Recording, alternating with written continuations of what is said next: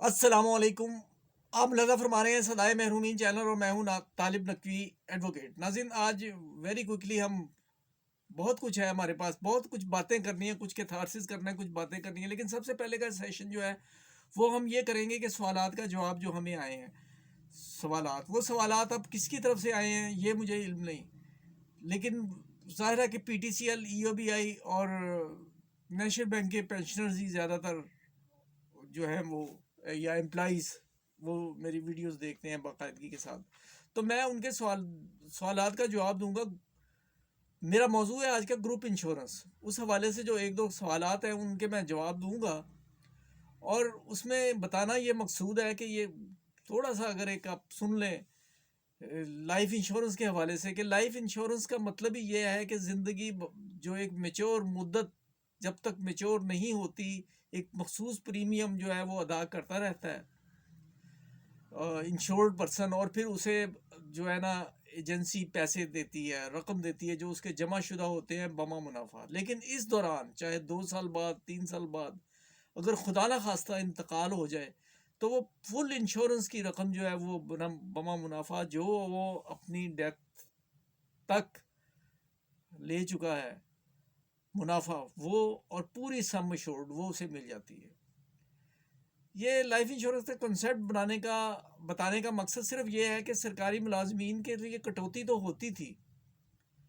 اور کچھ کٹوتی جو ہے امپلائی دیتا تھا, کچھ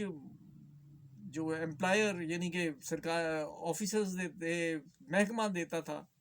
یہ میں سرکاری ملازمین کی اور انڈسٹریل اداروں کی بات کر رہا ہوں. تو اس کے بعد پھر جب وہ اپنی زندگی مکمل کر کے ریٹائر ہو جاتے تھے تو انہیں ایک پائی بھی نہیں ملتی تھی. بالفاظ دیگر انشورنس کے لیے مرنا شرط تھی, لیکن اب چونکہ یہ زیادتی تھی تو اس پہ ہوا ہے, کورٹ کیسز ہوئے ہیں, اور اس میں جو ہے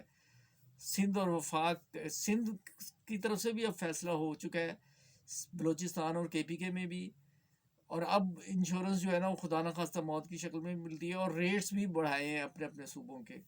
حوالے سے. یہ بات کرنے کے بعد پھر اگلی بات, میں سوالوں کے جواب دینے کے بعد میں ایک فیصلہ جو ہے نا ایک جو ہوا ہے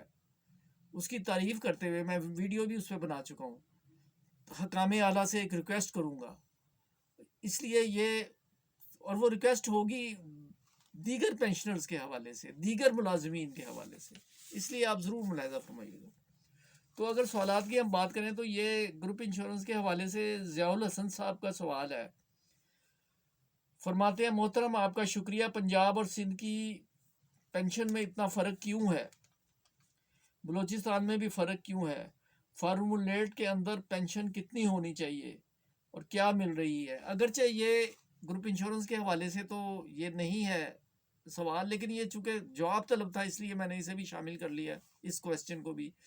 تو میرے بھائی بات یہ ہے کہ 18ویں ترمیم کے بعد صوبے جو ہیں وہ خود مختار ہو گئے ہیں. اب صوبوں کی مرضی ہے, جس کی میں چھوٹی سی مثال دیتا ہوں کہ وہ کتنی وہ پینشن رکھتے ہیں, پینشن رولز خود بنا سکتے ہیں, اور فیڈرل کے ملازمین کے لیے علیحدہ ہے سسٹم. یہاں یہ وضاحت ضروری ہے کہ میں مثال دینے کے لیے کہ یہاں 21,000 روپیہ پنجاب میں کم سے کم مزدوری ہے, جبکہ سندھ والوں نے 25,000 کر دیا, لیکن اس پر عمل درآمد کرانے کی بات ہوتی ہے. اگر کسی بھی ادارے میں امپلائر جو ہے وہ 20,000 21,000 یا 25,000 یا جو بھی مقرر کرتا ہے رقم اس سے کم ہو رہا ہے تو ان کے خلاف ایک سخت کارروائی عمل میں آنی چاہیے, جو کہ نہیں آتی. تو ناظرین اب یہ دوسرا سوال جو ہے قادری اصغر صاحب کا سوال ہے. ہم پاک اسٹیل مل کارپوریشن سے ریٹائر ہیں, ہمیں گروپ انشورنس ملے گی؟ بات یہ ہے کہ گروپ انشورنس ہر اس شخص کو ملے گی, جیسا کہ میں آپ کو واضح کر چکا ہوں, جن کی کٹوتی ہوتی رہی ہے. تو میرے بھائی اگر آپ کی پاکستان اسٹیل ملز کٹوتی کرتا رہا ہے آپ کی تنخواہ سے, تو پھر آپ کو یقیناً گروپ انشورنس ملے گی. اس میں آپ کو اپنی ایل پی سی دیکھنی چاہیے, لاسٹ پے سرٹیفکیٹ جو ملا تھا کیا اس میں گروپ انشورنس پروویڈنٹ فنڈ کی طرح کٹ رہی تھی. تو یہ ہے صورتحال صحیح. تو ناظرین اب گروپ انشورنس کے حوالے سے میں جیسا کہ بتا چکا ہوں کہ اب ریسنٹلی ایک فیصلہ ہوا ہے جس میں ایک آفیسر کو پیمنٹ ہوئی ہے میرا خیال 2.5 لاکھ روپے کی، سندھ ہائی کورٹ کے فیصلے کے نتیجے میں۔ سندھ ہائی کورٹ نے کہا ہے کہ 3 ماہ کے اندر جو ہے نا، بلکہ 1 ماہ کے اندر انہیں جو ہے نا گروپ انشورنس جو ہے نا وہ دی جائے پٹیشنر کو۔ ظاہر ہے کہ اس کا جو فائدہ ہے وہ دیگر کو بھی ہوگا۔ ناظرین، خوش آئند خبر یہ ہے کہ سپریم کورٹ میں پی ٹی سی ایل کے کیسز بھی ہیں، نیشنل بینک اور ای او بی آئی کے حوالے سے بہت سارے معاملات کورٹس میں چل رہے ہیں۔ میں آپ کو یہ کہنا چاہ رہا ہوں کہ آج مجھے بہت خوشی ہوئی ہے۔ تھوڑی سی تفصیل میں بتا دوں کہ بے نظیر صاحبہ کے دور میں کچھ امپلائیز بھرتی کیے گئے تھے، اور اس میں کہتے ہیں کہ وہ پیپلز پارٹی کے کارکن بھی تھے، لیکن وہ غیر پاکستانی نہیں تھے تو بہرحال پاکستانی۔ وہ جو ہیں وہ انہیں پھر نواز شریف صاحب نے نکال دیا، اور یہ بلکہ غالباً 93 کی بات ہے کہ پھر ایک قانون بنایا گیا سیگڈ امپلائیز کے حوالے سے۔ تو پھر عدالت نے کہا کہ یہ جو ہے نا ایک مخصوص قسم کی ایک وہ ایکٹ نکالا گیا، من پسند لوگ بھرتی کیے گئے، اور اس کے بعد وہ ایکٹ ختم ہو گیا۔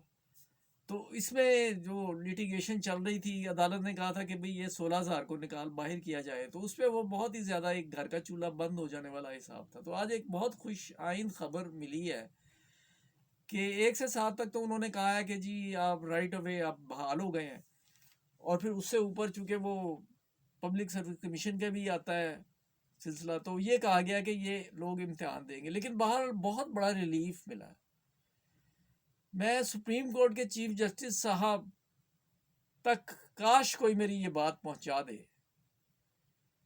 کہ خدا کے لیے آپ نے جو یہ کارنامہ کیا ہے، آپ نے ریویو پٹیشن،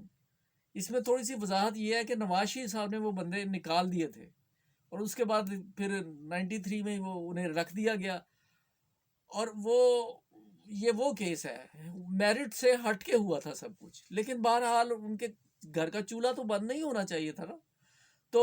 اس میں گورنمنٹ، اب پی ٹی آئی کی گورنمنٹ جو ہے انہوں نے پوری کوشش کی، اور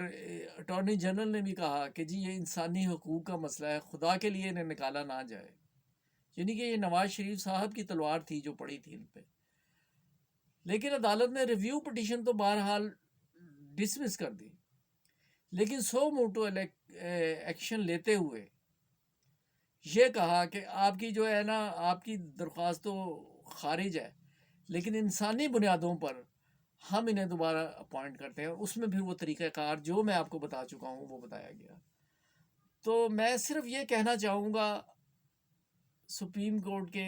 چیف جسٹس صاحب سے، یہ میں آج کوئی پلاننگ کے تحت آپ سے بات نہیں کر رہا، بلکہ جو دل سے آپ کے لیے بات نکل رہی ہے وہ زبان پہ آ رہی ہے، اس میں کوئی لگاوٹ بناوٹ نہیں ہے سوائے اس کویسچن آنسر کے جو میں نے آپ کو پڑھ کے سنایا۔ میں یہ کہتا ہوں کہ چیف جسٹس صاحب خدا کے لیے ایک نظر national bank, P T C L اور ای او بی آئی کے پینشنرز کی طرف بھی، خدارہ سٹیل مل کے معاملات کو بھی دیکھیے۔ اور میں شکیل احمد صاحب سے یہ کہنا چاہوں گا، چیئرمین ای او بی آئی، کہ خدا کے لیے آپ بھی، آپ کا یہ ایک اچھا اقدام ہے جو آپ اصلاحات کر رہے ہیں، آپ انڈسٹریلسٹ سے مل رہے ہیں، بہتری کے لیے مل رہے ہیں، کنٹریبیوشن کے حوالے سے مل رہے ہیں، لیکن خدا را دیگر معاملات بھی دیکھیے، سہارا انشورنس کو بھی دیکھیے۔ سہارا انشورنس کا مقصد کیا تھا اور اس کے ساتھ کیا ہوا، اس معاملے میں ہم آئندہ آنے والی ویڈیوز میں کوشش کروں گا کہ میں آپ کو بتاؤں۔ اور آخری اپیل جو ہے میری پھر again and again chief justice صاحب سے ہے کہ خدا کے لیے آدھی پینشن لینے والوں کا کچھ کریں، اونٹ کے منہ میں زیرہ وصول کرنے والوں کا کچھ کیجیے۔ جو یہ ایک نیک عمل ہوا ہے اس کا اعادہ ہو تو اللہ تعالیٰ خوش ہوگا۔ کرو مہربانی تم اہل زمین پر، خدا مہرباں ہوگا عرش بری پر۔ آپ کا بہت بہت شکریہ۔ اللہ